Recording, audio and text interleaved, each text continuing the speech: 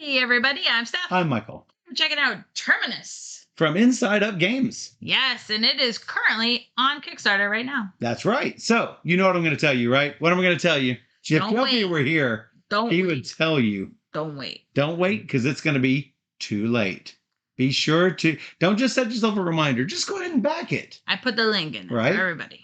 So, Terminus from Inside Up Games plays 2 to 5 players and has a current box time of 60 to 90 minutes. Now, we are playing a fairly early prototype of this. Yeah. Not yet pre-production. That said, it looks nice. Yeah. It's very functional.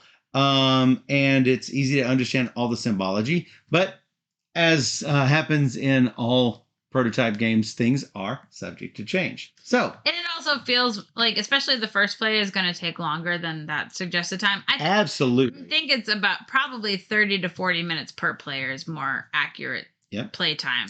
Yep. For me and my experience with the game, which is very 2 plays. Right. So you have played a 4-player game along with me, and then you played another game last night as a 3-player game. And so you preferred the 3-player experience, and hey, this will be your first time in a 2-player game. Yep. Carter in the chat says 30 to 40 minutes per player seems likely. We'll probably update the box to say that. So again, everything you see that we show you is subject to change. So we will just give you the rundown and we'll tell you how to play, and then we'll do a full playthrough. That's right. So Soaring Ostrich is Carter from Inside Up in the chat. And so he will be appearing up here on the Chattertron and pointing out all of my mistakes that I have given in the rulebook. Now, if you enjoy games that have action selection, then it is likely you will like this game. If you like games where you are working to complete end game objectives, probably will like this game.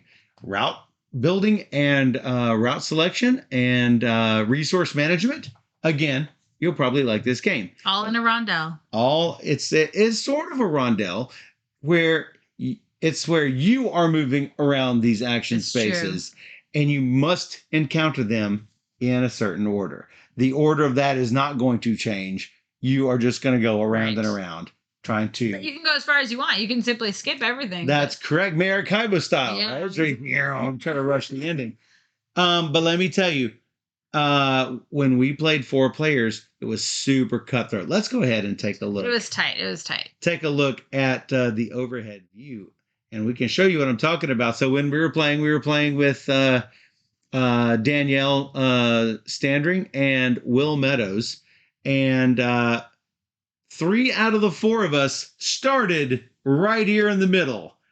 Boom, right here. And we all started cutting each other off. And just not to be outdone, Danny started off down here and went, cutting right through our zones.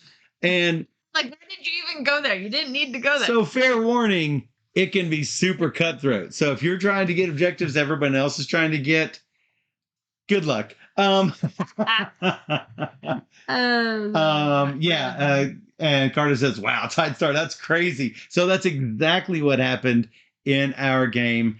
And I think Steph accidentally king made me when I made one critical error. She made so I knew, just a little spoiler alert, there are objectives that you're trying to do where you are trying to build subway stops and hubs in certain areas. Well, I needed 7 in 2 different areas. So I was trying to get as many stops in these areas.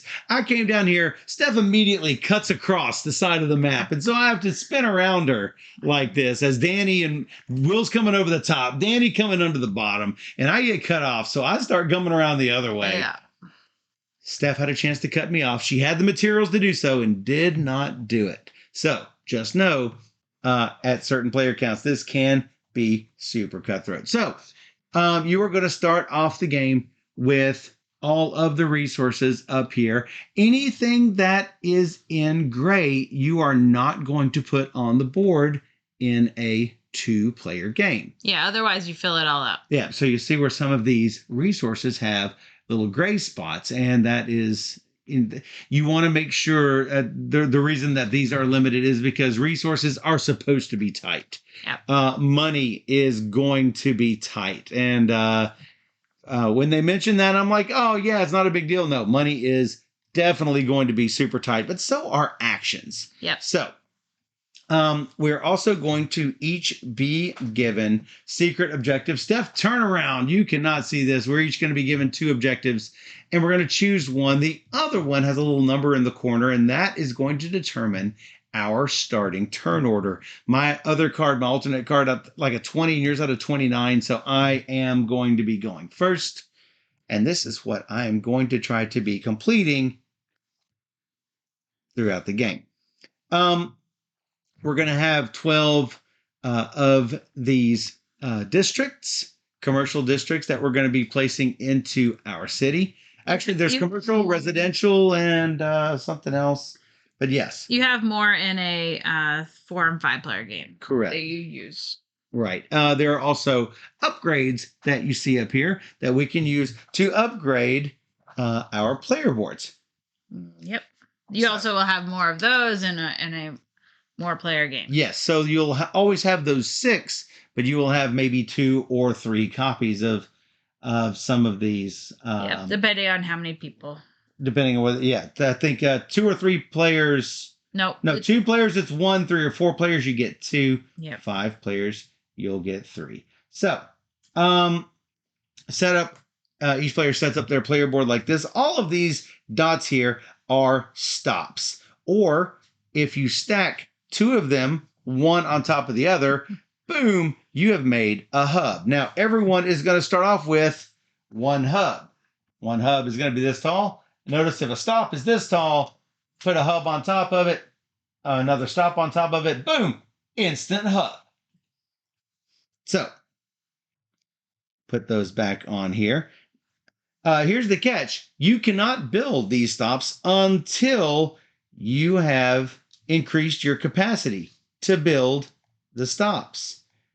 And I'll explain a little bit about how to do that here in just a second. So, actually, I believe I'm supposed to put my prime hub right now because, let's see, in ascending numerical order, we're going to place our player marker from right to left. And in reverse turn order, you're going to place the prime hub. So you are first. That's Steph. Me. I had my spot picked out. You already had your spot picked out? Yeah. Well, that's good because Right there. Whoop. I am going to go right there. Of course, here we go. Why is it going It's there? on for reasons. Boy. I have reasons. And then this guy is our Automa. Yeah, so you'll see the little purple down here. We will explain that here in a second as well. So, make sure I don't leave anything out. So, we're going to play Terminus over 3 years or 3 rounds. Each round will be 3 times around this track. First, we are going to collect our annual income, which starts off at 12. You'll notice here on my player board, I've got a little dollar sign that said 12. The more stops I build, the higher my income is going to go. So we are going to go around the action loop until we reach the cycle checkpoint, and that represents the end of a cycle. We are going to have 3 cycles each year. These start off the board. Once we get to the next one, we're going to go, we've cut past 1 cycle, 2 cycles, 3 cycles. When we have finished our 3rd cycle, that year is up for me. I think you can still continue, but I am done until everyone has finished their loops around the action loop. So, after we get our annual income, which we've each already gotten our $12, we are going to place a bonus marker on any of these areas of the bonus track. You'll notice I've got 2 of these little research folders. Those are the brown cubes, and a track. Or I can get a research and a track and one of the green cubes, which is power, by putting it here. Or a power and 3 of these construction cubes. which are orange. Or I can get 2 of these research cubes, the little blue ones, and a construction cube, or 2 construction and 4 track. So I could choose any one of the 5. And I've got to think about what I want, so I'm going to hold off on that. You do that at the beginning of each round or year. Like after the 3 cycles are up, you do your income, and that will be included in your income. Right. And so the first person to finish the 3 cycles around to end the year, they are going to collect any 1 resource, and the rules say 2 coins, but this seems to say 1 coin. 1 coin on this 1 card. coin. We were taught 1 coin. If you can let us know, Carter. We see 1 coin here, but it says 2 coins in the rule book. You let us know which way we should go with that. But this reward isn't collected as soon as someone passes. So just so you Right. This is when after we've taken the 3 cycles around. Right. Just explaining what this is, since that is where I am in the rule book. Right. So iconography wise, it is a cube and a coin. This one is a cube or a coin. This is a cube and this is a coin. Yep. The rules show slightly different. So as we have mentioned, these they are tightening up all of these rules and changing things around. Go with the graphic in the rule book.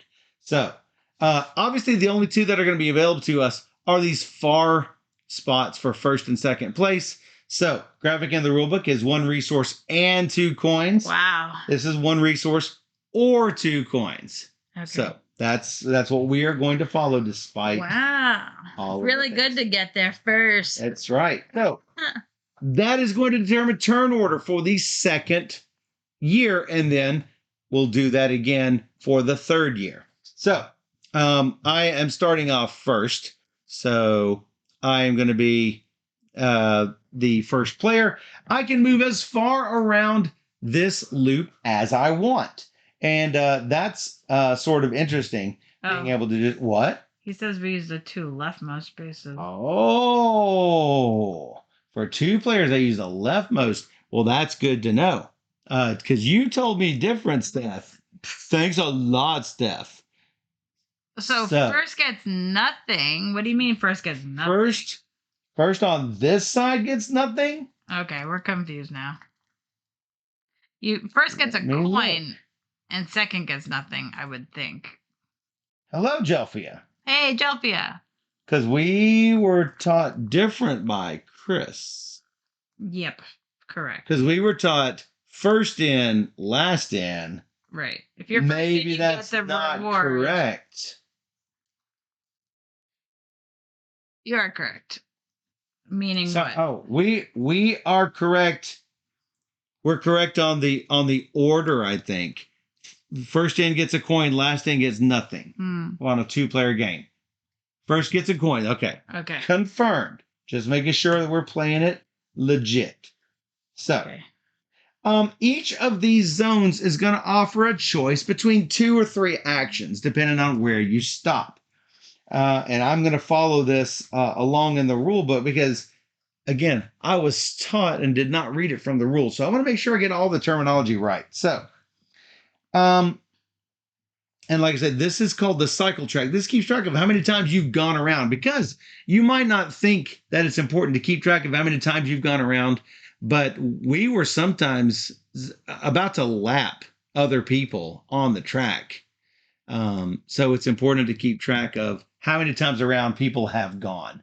Yeah, for sure. So, the card is meant to be slid under the board in the top left corner. So, yeah, you'll notice that there are spaces like right here. It's where all of these cards are supposed to go. And so it makes things convenient to where everything is nearby, but we made sure to bring everything around so you guys could see everything. Yeah. Yeah, and then, Carter confirms. Makes sense to leave it where during the setup. So, yeah, for sure. But you'll notice where those things are on the side of the board. Those are meant to have some of these things like these bonus cards and everything directly up on the top of the board. Where it makes sense because you're taking the action to do these. Exactly. So In general, yeah, it's supposed to be above the board, but for purposes of showing it on the camera, it makes sense to have it like this. For sure. So let's start off with the develop zone. That's everything here in the teal color. You could pay a power. Everything on the left-hand side of these arrows shows what you have to pay. Left and Oh, right. well, left and right for this, for sure. Anything with the arrows going into the action.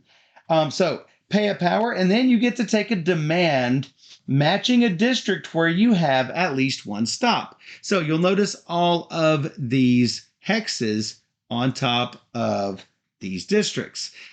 Basically, what this means is if this district were built somewhere in the city, put that right there in between the stops, the demand will stay on that spot. Now, whenever someone has a stop in Tarragon Hills, they can take this action to claim this hex and put it on their board. Notice at the end of the game, this is going to give me 3 or 6 or 10 or 17 or a whopping 25 points if I've got a stop in that area. Now, the only way to access those demand tokens is to have somebody build the district. So you could, I thought this was research. This is a permit. It says pay a permit. Then you'll get to take one of those developments and obviously the demand token and place it in an empty block and add one of your lobbyists to the development.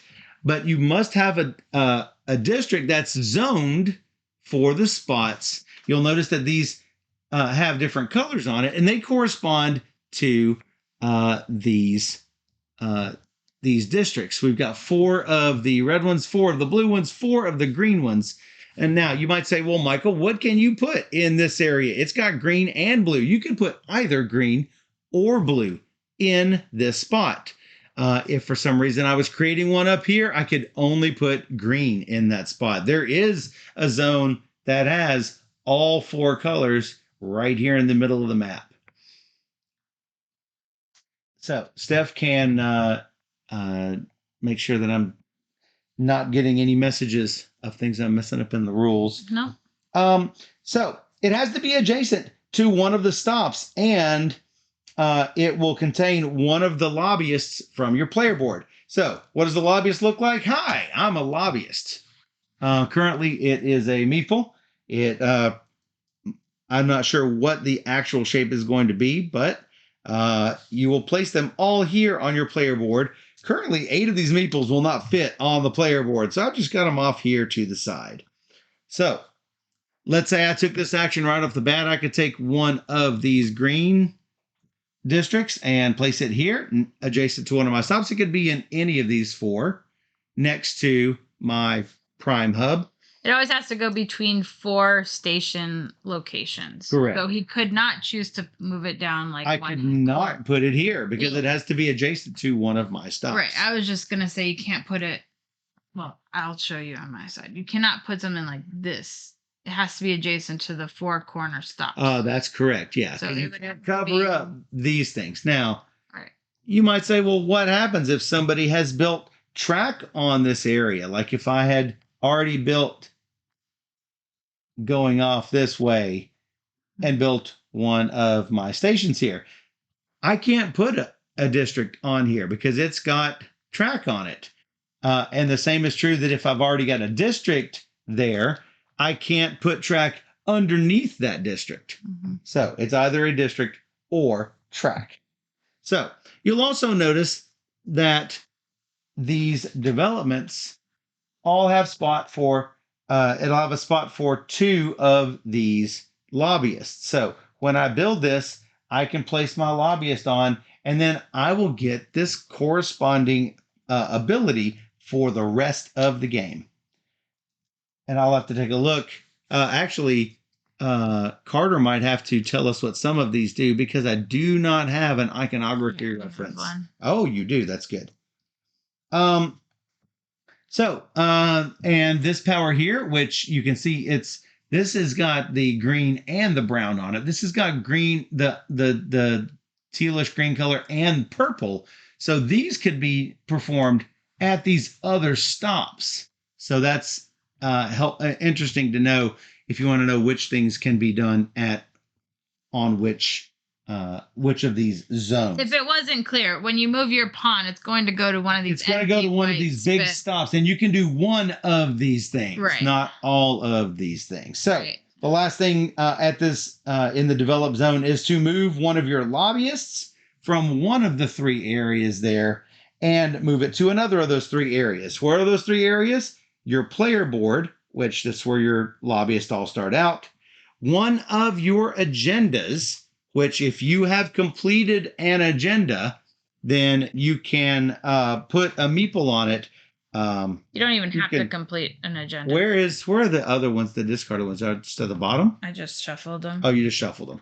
So if you place a meeple, if you place one of your lobbyists on this agenda, you now qualify for the larger bonus. Of course, you have to actually meet that bonus and have a lobbyist on in order to qualify for the big points. Yep.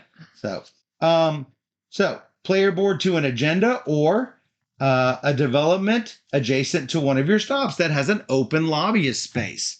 Like if I had already put there, Steph could come along and drop one of her lobbyists. As long as I have a station. Adjacent to one of your stops. That is correct.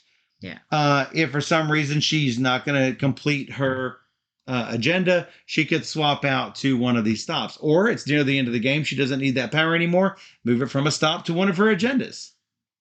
So that will be helpful. Obviously, I cannot block her by placing 2 of my lobbyists on a single district. And I can't have 2 lobbyists on one agenda. When you place a new district, do you have to place a lobbyist? Or can you choose not to? It says then add one of your lobbyists.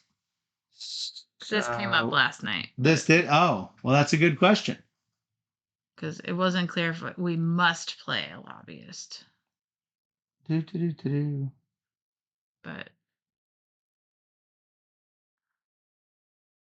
can cause a lot of competition in higher player count games for specific tiles.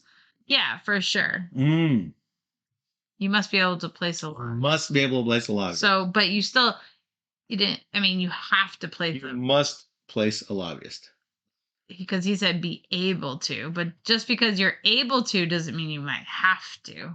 And the other thing is, you must take it from your player board. You cannot place one of these and take it from an agenda or another development. Okay. Can't do it. Now, let's say you're short. You wanted to build another one. You know what you can do? You can pop your lobbyist off using this action. You can pop your lobbyist off, putting it on your player board. Right. And then on a future turn, use that lobbyist to build another development. Right.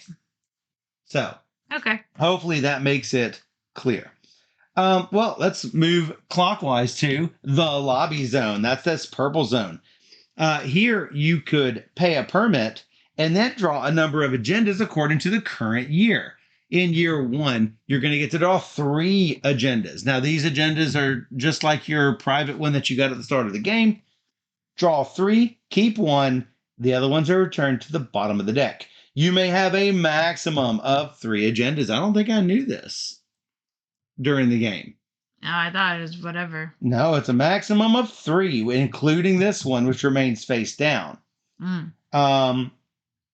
If you decide to place a lobbyist on one of your agendas, it just goes on the agenda. If you want to place it on the face down one that nobody knows about, you can place it on the agenda, and it's just Steph still doesn't know what it is that I'm going after on this one. So as the game goes on in like the final round, you can only draw 1 card though. Right. As I mentioned before, as I was mentioning, year 1, draw 3, keep 1.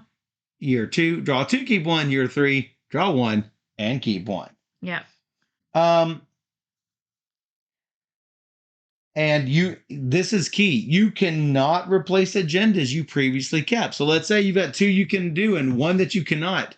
You cannot take that action and replace one of these that you previously kept. So it's a little bit of a crapshoot in year 3 because it's just draw 1 blind. Yeah.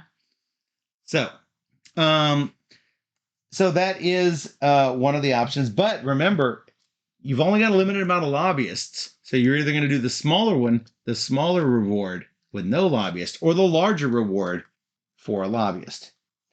What else can you do? Well, obviously you can do the moving around. What is that? The move one of your lobbyist ability. Over here, you've got pay a permit, then place up to 4 of your lobbyists on a single project with an open row. Notice there are 2 rows on each of these projects. For example, with this project, you're trying to build hubs adjacent to at least 2 developments. And remember, a hub is one of those double-sized stops. So, if you place 2 of your lobbyists, you're going to qualify for this 7-point bonus. If you place 3 of them, you also qualify, you qualify instead for this larger point bonus, but you need 4 hubs, and here you'll need 5 or more, and also half your lobbyists. These also are important to grab when you think you can grab them in a 4-player game. Might not be as vital in a 2-player game because there's 2. Because there are 2 lines. Mm-hmm. I don't know if they intend to like take one of the rows out for a 2-player game, or if that's a rule that I have not yet gotten to. Carter, you can set me straight on that. Yeah, I haven't seen that. So, let's see here. Moving around clockwise to the improved zone, you can pay some number of resources to take one advanced upgrade of your choosing. So the advanced upgrades are all over here. And the first upgrade that you get costs you 2 coins. The second upgrade costs you a coin and a blueprint. Steph, show where that is on the... I mean, it says 2 coins Yes. on here, so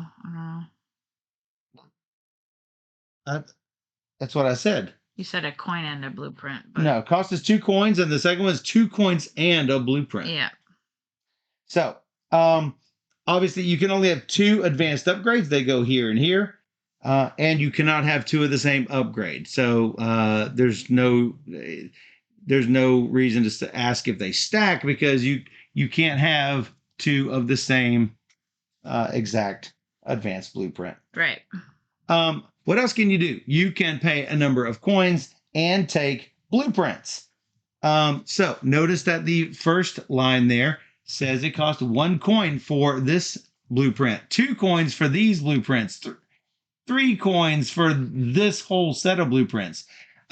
Everything that you purchase left to right. And when you put them back, you're going to put them back right to left, filling in spaces as you go. Sort of like demand track on Power Grid, where you're purchasing from left to right and putting them back from right to left. Yeah. So if I wanted to buy 3 blueprints, I'm going to pay $5. Now, where do I put these cubes? I've got a spot right here that holds 8 cubes.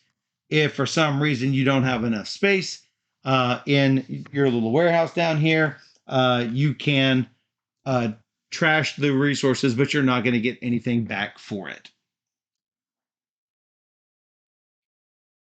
No, you cannot sell your cubes back. That was a question. You cannot sell your cubes back. So, moving around clockwise to the market zone. This one's fairly easy. You can pay a number of coins to purchase permits. It works the same as the blueprints. Over here, it is pay a number of coins to get power. And you can purchase as much power as you want, and it's 1, 2, or 3 coins. Notice there are not a whole lot of cubes for power. Even in multiple player games, you only add 2 extra cubes on a multiple player game. So let's move over to the supply zone.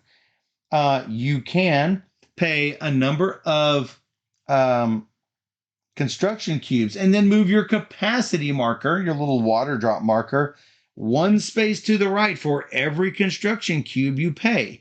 Notice here's where my little capacity marker is. If I want to be able to build 2 stations, I want to move 2 spaces over to the right, unlocking the ability for me to place these 2 stops, or a stop, then upgrading it to a hub later.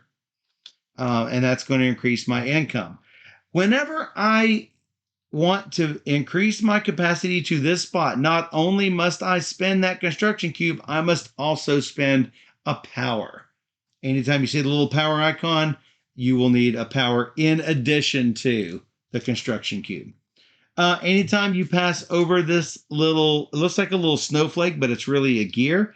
Once you pass over those gears, you will unlock one of your 2 capacity upgrades, which is the same for everyone, unlocking the ability to make hubs and unlocking the ability to build out a second direction from your prime hub. I will explain that in just a second because we're about to talk about rail building. So notice that there are 2 of those gear spots on your board. So you can unlock one of them here and the other one over here. So I did mention, let's go ahead and talk about getting construction cubes. These construction cubes are represented by a column of cubes called a depot. When you are going to take construction cubes, you can take all of the cubes from the leftmost available depot. You can take any number of cubes from that depot from 1 to 4, depending on how many are in there. Currently, all of the cubes, all 4 cubes are in this leftmost depot. I could take all 4 of these cubes and put them in my little storage warehouse. Steph would be able to get 3 cubes after that. So what I could do, if I know I only needed 3 cubes, I could leave this construction cube right there, forcing her to only have 1 cube available to her whenever she comes along and hits that spot. That's a super cutthroat move to do. Yeah. I highly recommend it. Oh my gosh. I don't. I highly recommend it. So, the final thing you can do in this area is to purchase track. And you can purchase 1 track for 2 coins, 3 tracks for 3 coins, 6 tracks for 5 coins. And you will place this in your rail reserve. Everyone starts off with 32 rails. They're available for building as soon as you have put them in your rail storage. So how do you build these tracks? Hey, looks like it's coming time to go to the construction zone or the build zone. And this is where you build tracks. Here is the big major catch for this. You can build in one direction from your from your prime hub. You can't build in both directions until you get this upgrade down here. So you have to pay a permit and 2 construction, and then you will build as many tracks as you want from your reserve until you hit a spot that you can build one of your stops on. So let's say I had 4 rails. I could build here and then put my station down, assuming I had the capacity to do so. If I had 6 rails, I could instead come this direction, cutting across the map, and place my station here. There is yet another option that I have available to me, and that is go in the direction of Steph's station. I could go 1, 2, and then go through her station, whichever direction I want. Let's say I know she wants to go up here to Knightsbridge. Maybe I do this and cut her off, and she will not be happy with me in that case if I knew she were going to Knightsbridge. So That way, if she needed to get Knightsbridge, she could come through my stop or go all the way around. Notice that a lot of these lines have 2 spaces for people to put tracks, so Steph could put her other 2 lines down here. I could not, just for spite, put a 3rd and 4th track down here. At least I don't think I can. Believe that is for 2 separate players. Also, I can't build off of this again. There are a few building rules that you need to stick by. You can never loop your track back onto itself and then go through. That is not a legit move. You are basically, this is the reason why the game is named Terminus is. This is my terminus. And this is the other end. If I start building out, if I get this upgrade and I start building out from that station, for example, like this, then these are my terminuses. Terminuses. So that is basically the building rules. Move all of these off. So that is this right here. Now, let's say I had enough track and blueprints to keep going. I don't have to stop with just one station, and assuming I have the capacity to do so. This would cost me 1 permit, 2 construction, and 1 blueprint. But if I had 2 more tracks, I could come up here, assuming I had the capacity to do so. It would cost me only 1 more blueprint. And this, only 1 more blueprint. It will not cost me the permit and construction cubes for each of these things. I could do this all at once. Now, whenever I build through Steph's station, I get a power, and Steph gets a coin. Now, let's say I had somebody else's station to have to go through. This is a totally legit move. I still only get 1 power. Red gets a coin, purple gets a coin. Or if Steph were here, Steph would get 2 coins. I still only get 1 power. I do believe I taught that correctly this time. Yep. You get max 1 power. It's possible we were taught incorrectly. Yeah. It's just backwards. It was, yeah. We thought it was 1 coin and however many power. Right. So that is how to build and make all of, so building into Steph's spot, that's called making a connection. Hubs are basically built the same way as stations, and you will follow the same build rules as building a normal station. It will cost you your permit, your construction, and your blueprint. You just don't have to build any rails to it. You just place your disk on top of another disk, and that now becomes a hub. And you can keep building hubs and or stations as long as you can afford to do so. Carter, correct me if I'm wrong, but I believe that I could build the rails out to a station, and then for another blueprint, assuming I have the capacity and this upgrade, I could just go ahead and build that for yet 1 more blueprint. I do believe that is correct. We did not build a lot of hubs in the game game that I played. We did not build many hubs. So, one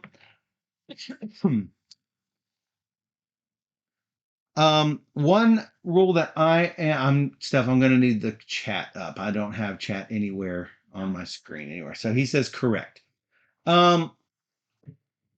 Unfulfilled said the prototype might have a misprint. The tile doesn't have a plus $1 cost. I'm asking about tiles over here, so you can keep going. Okay. So, one thing that I'm unsure of is adding 2 rows on which you already have lobbyists. Mm-hmm. Carter, can I add extra lobbyists? Yeah, you're going to have to take the action again, but you pay additional cubes. an additional permit. You always, when you take the action, you always have to pay the permit. Got it. That's why doing it in multiple steps, you can do it. But Right. Because I remember Chris saying a lot of times people will put their 2 lobbyists down and later they will pay another permit to get their 3rd and 4th down instead of just slapping down 4 right. all at once, unless you are convinced you're going to do that. Right. So, for sure. So, end game scoring, you are going to score prestige if it's adjacent to 1 or more developments. You're going to score 1 prestige for each station adjacent to a development, 2 for each hub adjacent to a single development, and 3 prestige for a hub adjacent to 2 or more developments. Now, if I've got a station sitting here, it doesn't matter whether I've got 1 or 2 or 3 or 4 developments, it's still going to score you exactly 1 prestige. It's going to score more having hubs next to multiple developments. But even then, if it's adjacent to 2 or more, that caps the scoring at 3. You are also going to earn prestige for your public projects and for your personal agendas and for your demand track. And I believe, and remaining coins, 1 prestige for every 4 coins on your player board, rounding down. So there is a scoring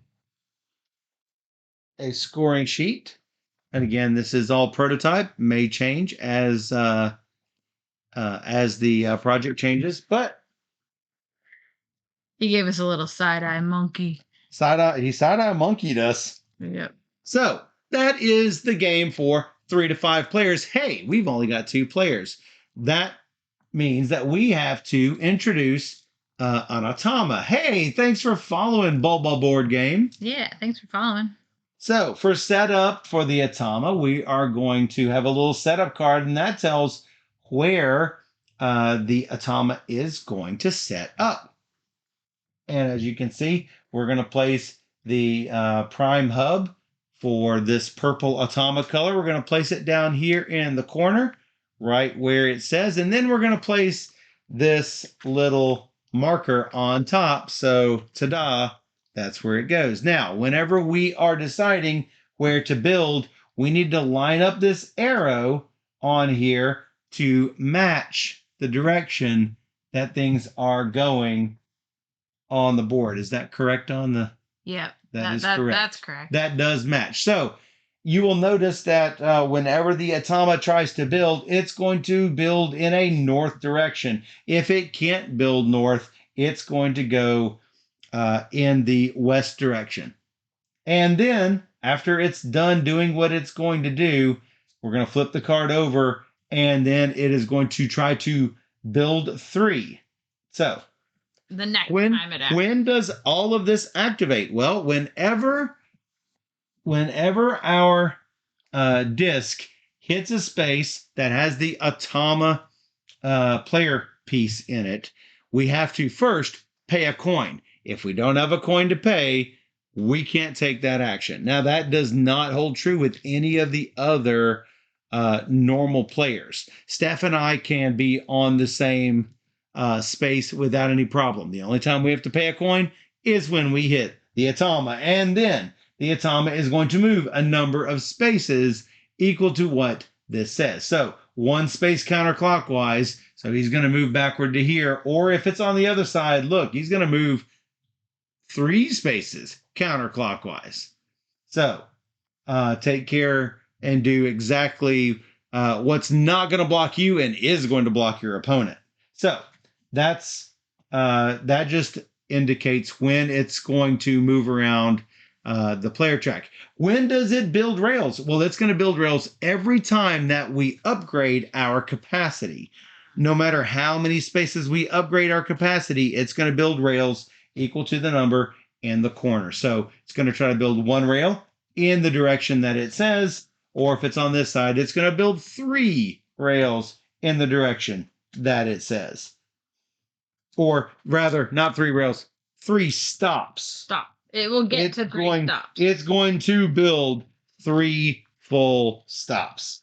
Also, if it touches any of Steph's stations or any of my stations, we still get those connection bonuses Yeah. of the coin. But the Atama is not going to take a power because the Atama really doesn't need any of the resources. So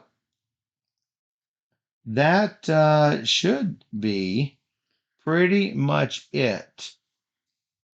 Okay. So Carter, to leave anything out? I don't think so. But right now, I think we're gonna stop it here for the rules, and then we'll be right back with the gameplay. For the full gameplay. So Yeah. if you are watching along and you want to see this game played, check out our other video. And don't wait. Go ahead and back the Kickstarter now. Steph is going to put that in the chat, and I did it. make sure to back it. They're already funded. So I know, one day, boom. nothing to worry about. It's going to get funded. There's already things unlocked for stretch goals and all Nice cool things going on over on that Kickstarter. So be sure to check it out. And we'll be right back with our 2-player demo of the game.